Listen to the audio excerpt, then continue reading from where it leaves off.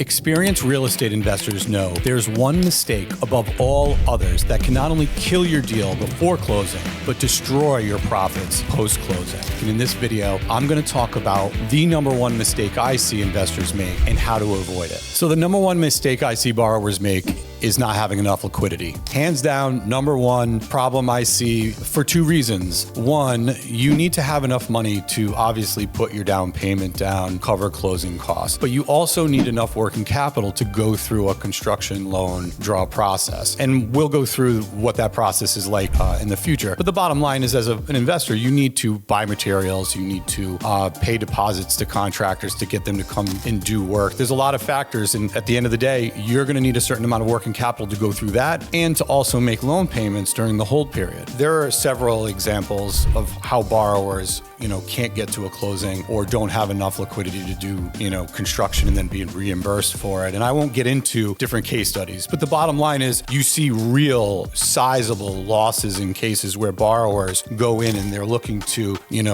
secure a project. They don't have a hard money lender to rely on. They don't have enough cash, and they're going in and they're saying, I'm going to put $20,000 deposit down or whatever it may be to get the seller comfortable with going into contract with them on the deal. Right now they're scrambling to go get financing.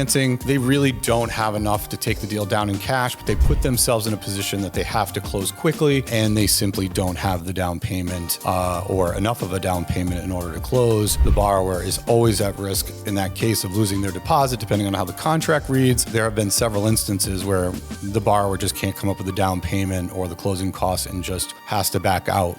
Obviously the seller has the right to pursue the deposit in certain cases. So there's that real example on, let's call it the pre-closing side. And then there's the example, post-closing where, projects take longer, they cost more, and several factors put pressure on borrowers to ultimately use credit cards and ask and borrow for money any which way they can to get through the project so that they can see it through ultimately and sell it and get through making payments. And I've seen so many borrowers, just not have the liquidity to get through construction, and ultimately the project falls apart towards the end. So, the big things to think about, as an investor in terms of liquidity is it's not just about down payment. It's not just about down payment and closing costs. It's about having the ability to carry the project through the hold period and see it through, whether it's construction, whether it's, a lease up, with a vacant multifamily that you need, time to re-tenant, and you need enough working capital to be able to take a project through, lease it up and get it refi or exit in the manner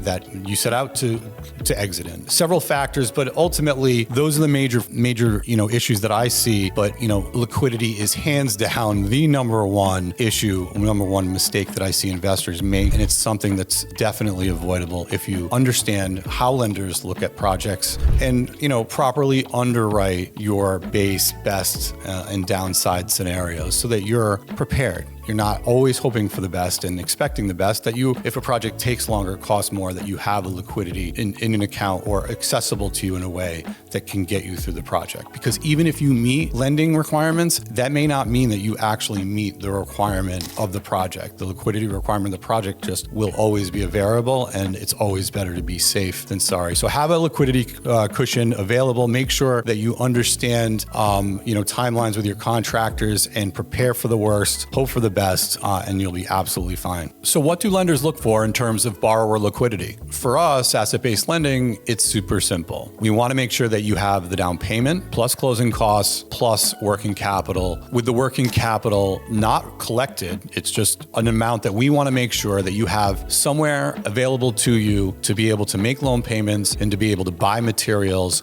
pay contractors, and to keep the project moving to completion. So when you look at the calculation, right, down payment, closing costs, and the working capital, it's all deal specific. It's relative to deal size. If you're buying a property that's $100,000, you're probably going to put $10,000 down, pay a few thousand in closing costs. You buy a property for $1 million, you're going to put $100,000 down if you're experienced, and you're going to pay another $25,000 in closing costs. And it's all relative, right? So every deal is different, and we're going to assess every deal, and we're going to calculate it, and we're going to go through. And your job as a borrower, right, is to understand what you need, but all, in terms of liquidity, but also to be able to verify your liquidity. So, here at ABL, and I think with most hard money lenders, we're going to trust the information that you provide. We're going to get loans approved. We're going to issue terms. And then as part of the loan processing, we're going to verify the information. We're going to pull credit. We're going to get an appraisal. We're going to get proof of liquidity. And so we talked about the three components. We talked about how the down payment goes into the deal, closing costs goes into the deal, working capital is set aside and can be in an account somewhere. And all we're going to look for from you, the borrower, the investor, is a full bank statement, one that shows that you are in control of that account. So you get a Bank of America statement from February, it could show $10 in it. We could be asking you to show $100,000 for the transaction in terms of the requirements like we talked about in order to get the clear to close. And then you're going to provide at some point prior to closing a screenshot of that same account with the money in it. So ideally you have a bank statement that says, I have the money in the account, my processor takes it, ties your name to the account, and we're good. If you don't have the money in your account, like a lot of my investors just simply don't, they go and raise capital, where you're able to get the loan fully approved, go all the way to the point where you're almost clear to close, raise the capital based on,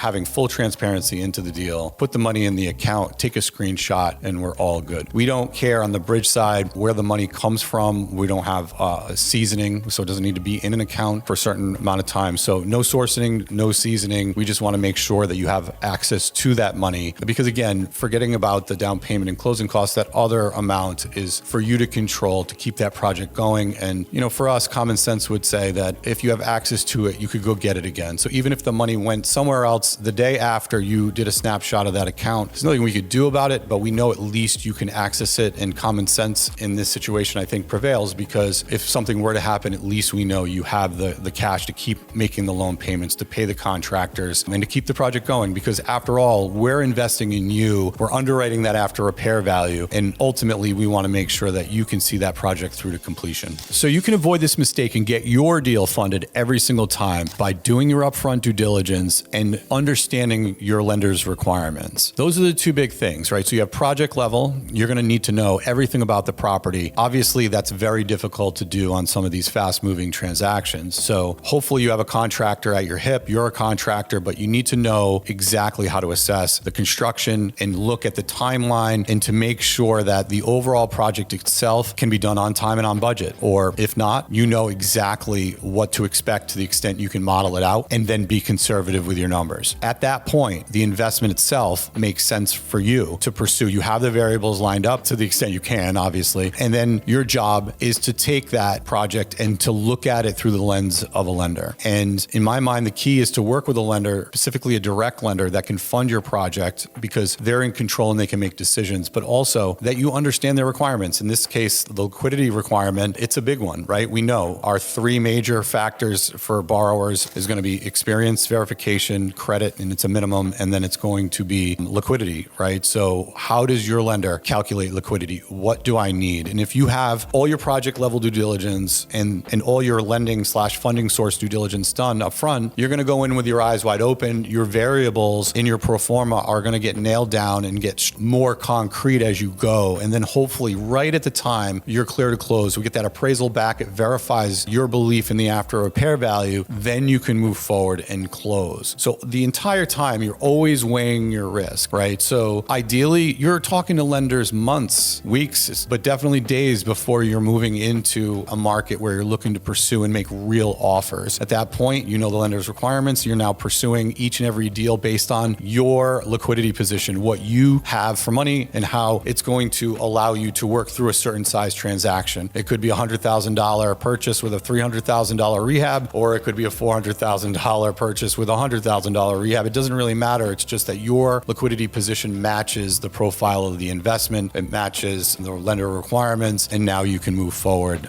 and close. Have you ever had a deal fall apart due to lack of liquidity, or a project go sideways post-closing during the construction due to lack of liquidity? Tell me what happened in the comments, and let's make sure that it never happens again. If you want to learn strategies to ensure that your projects are getting funded by hard money lenders, hit that subscribe button. Every week, I'm going to put together common sense videos that walk you through different tips, tricks, and ways to just make sure that you're prepared, that when you go into your real estate investment, that you have the funding source that fits the strategy and you understand ways to go about obtaining that loan. As always, I want to thank my sponsor, Asset-Based Lending. And again, please, if you have any questions or comments, please don't be shy. Throw them in the comments section. I'm going to get back to you as soon as I can, constantly sizing loans and responding to borrowers throughout the day. So please don't be shy. And again, thanks for subscribing.